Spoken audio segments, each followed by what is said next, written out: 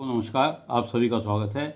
आज इस वीडियो के द्वारा मैं तृप्ति जी, जिन्होंने दोबारा अपने सवाल को दूसरा नाम बदलते हुए खिलौना नाम लिखते हुए डेट ऑफ बर्थ भेजकर प्रश्न किया है गोला गोकर्ण नाथ से। ये प्रश्न किया है आपने कि आपकी शादी कब होगी, क्या प्रेम विवाह संभव है और तलाक की क्या स्थिति है। देखिए, आपके सवाल का जवाब में जो पहले गलती हुई थी, आपने 7-8 बार अपनी डेट ऑफ बर्थ भेजी है। कभी पीएम समय का सुबह शाम नहीं लिखते थे, कभी स्थान नहीं लिखते थे, और कभी आपकी लिखने में टाइपिंग मिस्टेक से डेट ऑफ बर्थ। बड़ी सावधानी से एक ही बार भेजें, मैं उसे नोट कर लेता हूँ। बार बार अपनी डेट ऑफ बर्थ लिखकर और प्रश्न पूछकर शर्मिंदा ना करें, क्योंकि आपसे पहले ही बहुत लोगों के प्रश्न थे, फिर भी मैंने आपकी व्याकुलता को देखते हुए आपका प्रश्न बीच में बताया था, और अब फिर औरों को रोककर आपका प्रश्न बता रहा हूँ। देखिए, आपकी बताए गए समय के अनुसार जो आपकी कुंडली बनती है वो सिंह लगन की बनती है, और ग्रह स्थिति इस प्रकार है कि लगन में सूर्य और बुध है, दूसरे भाव में शुक्र हैं, तीसरे भाव में गुरु राहु हैं, और छठे भाव में चंद्रमा है, सातवें भाव में शनि है, और 9वें भाव में केतु है, तथा 11वें भाव में मंगल। ये आपके ग्रहों की स्थिति है। देखिए, आपका जन्म सिंह लगन में हुआ है और श्रवण नक्षत्र के तीसरे चरण में हुआ है। जन्म राशि आपकी मकर कुंभ है, और शनि की 7.5 जो है आप पर चल रही थी पिछले 7.5 साल से, वे 29 मार्च 2025 को समाप्त हुई है। देखिए, आपका लगन सिंह है और उसमें सूर्य बैठे हुए हैं, और दूसरे भाव में शुक्र नीच के बैठे हुए हैं, तथा शनि की पूर्ण दृष्टि आपके लगन भाव में पड़ रही है, और तीसरे भाव में गुरु चंडाल योग हुआ। ऐसी स्थिति में और मंगल यहाँ से बैठ करके चौथी दृष्टि आपके दूसरे भाव पर, जो वाणी का भाव भी है, उस पर देख रहा है।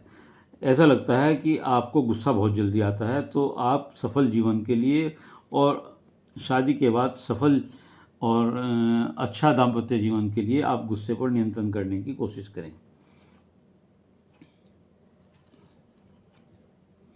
देखिए, अब जैसे शनि की 7.5 आप पे ख़त्म हुई है, तो अब इन 2.5 साल में मैं समझता हूँ कि आपकी शादी का योग है और शादी हो सकती है। इसके अलावा बृहस्पति गोचर में अब यहाँ आने वाले हैं, मिथुन में आने वाले हैं अभी हाल में, और उनकी पूर्ण दृष्टि सप्तम भाव पे होगी, जो शादी के लिए सहायक है। शनि, शादी के लिए हम सप्तम भाव को देखते हैं, उसके स्वामी शनि हैं, कुंभ राशि है, और उसमें शनि खुद बैठे हुए हैं। शनि की गति बहुत धीमी होती है, और सूर्य ऊपर से देख रहे हैं, तो और राहु की भी तीसरी दृष्टि यहाँ पर पड़ रही है, 5वीं दृष्टि पड़ रही है। तो ऐसी स्थिति में आप ये मान के चलिए कि शादी बहुत देर से होती है, क्योंकि शनि डिले करते हैं और शनि की गति धीमी होती है। इसलिए शादी अक्सर ऐसे लोगों की शादी 32 से लेकर 34 वर्ष के बीच में होती है।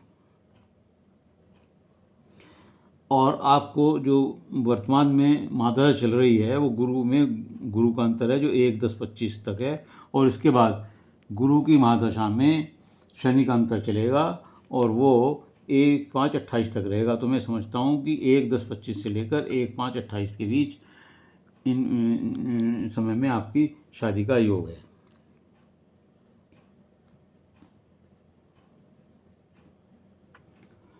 अब क्योंकि बृहस्पति की अच्छी दृष्टि आपके पति स्थान पर पड़ रही है, तो इसलिए मैं ये समझता हूँ कि इन सब ग्रहों की खराब दृष्टि होने के बावजूद भी आप यदि सूर्य का, शनि का, राहु का और शुक्र का उपाय करेंगे या केतु का करेंगे, तो आपका दाम्पत्य जीवन ठीक प्रकार चलता रहेगा, उसमें कोई दिक्कत नहीं आएगी। और आप अपने गुस्से पर, अगर मैं नहीं कह सकता कि है, लेकिन ग्रहों के हिसाब से ऐसा लगता है, अगर है या आप शॉर्ट टेम्पर्ड हैं, जरूरी नहीं है वो स्थायी रूप से गुस्सा रहता हो, तो उस पर अगर नियंत्रण करें तो ठीक होगा। शुक्र यहाँ बैठकर खर्चा भी बहुत कराते हैं, आप खर्चे पर भी नियंत्रण करें।